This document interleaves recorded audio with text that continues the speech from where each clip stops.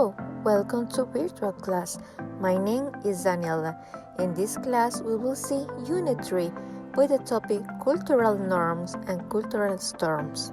Let's start with the main topic, Cultural Norms and Cultural Storms. What is a cultural norm? Have you ever wondered why most people who live in certain country think and behave in similar ways, and why people from one country or culture are so different from people of another culture? The difference has to do with the cultural norms.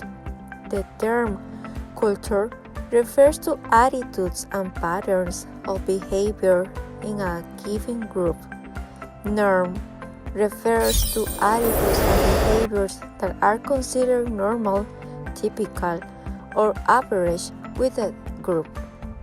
All societies have cultural norms, even though norms influence every facet of life, including what we value, our attitudes, and how we behave. We are often unaware that we are influenced at all.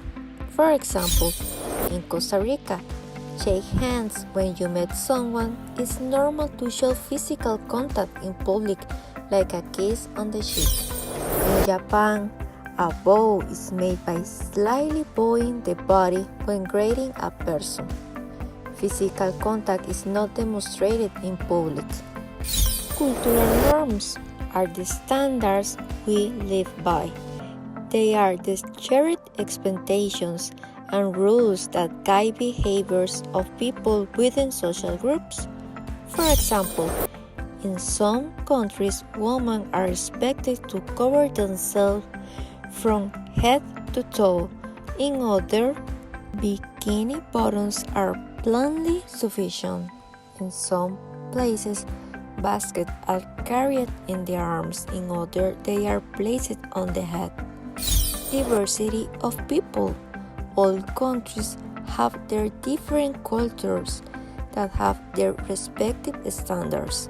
People have the physical features that differentiate them from other cultures. For example, culture of Africa, culture of Antarctica, culture of Asia, culture of Europe, culture of North America, culture of Latin America, culture of South America, culture of Oceania. Cultural storms or conflicts. A cultural conflict is a dislike, hostility, or struggle between communities who have different philosophies and ways of living, resulting in a contradictory aspirations and behaviors. For example, different with religion. Let's practice vocabulary. Racist, ethnic, peace, insensitive, culture, subculture, cultural norms, influence, positive, negative, typical. Now we will practice the phonology of some words. Gender, race, religion, norms. Now let's see the parts of the story. A story has 5 basic but important elements. These 5 components are the characters, the settings, the plot, the conflict, and the resolution. These essential elements keep the story running smoothly and allow the action to develop in a logical way that the reader can follow. Background. This includes the introduction of the characters and settings. Raising action. This includes the events leading up to the main problem of the conflict. Climax.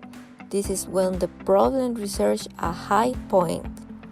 Falling action. This is when the character works to solve the problem or conflict.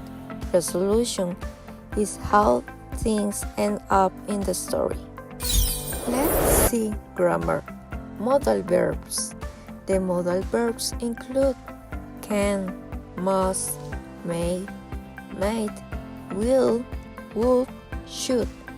They are used with other verbs to express ability, obligation, possibility, and so on. Can, to express ability. I can speak a little Russian. May, to express possibility. I may be home late. Must, to express obligation. I must go now. Should, to give advice. You should stop smoking. Would, to request or offer. Would you like a cup of tea? Modal verbs are unlike other verbs. They do not change their forms, spelling, and they have no infinitive or participle, past, present. The modals must and can need substitute verbs to express obligation or ability in the different tenses. Here are some examples. Past simple. Sorry, I'm late. I have to finish my math test. Present perfect. She had to return to Korea at short notice. Future. You will have to work hard if you want to pass the exam. Infinitive. I don't want to have to go. Modal are auxiliary verbs. They do not need an additional auxiliary in negative or questions. For example, must I come? Do I must come? Or he shouldn't smoke. He doesn't should smoke. Let's practice. You need to fill out the diagram. The admired person goes in the middle. Each circle is labeled with one of his/her identities. Try to think of people who fit in other space.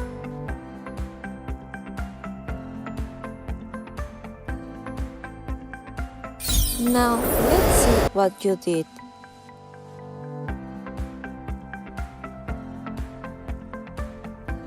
Great job! You did well.